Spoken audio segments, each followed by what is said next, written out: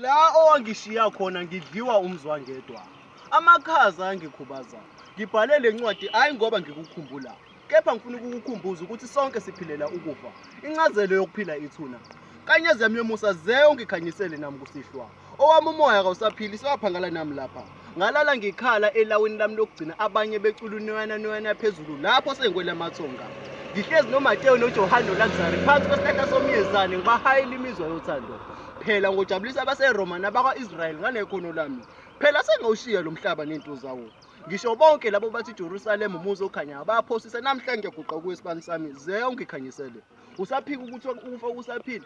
Uma incazelo yokuphumula kukufa, kulungile mina ngihlale ngikhathele. Hlezi vele kusanosuku lapho kuyoba khona ukukhala nokugedla kwamazinyo. Abanye bayakhala bazithulise ngoba inhlupheko iyobe iyisinkwa semihla ngemihla.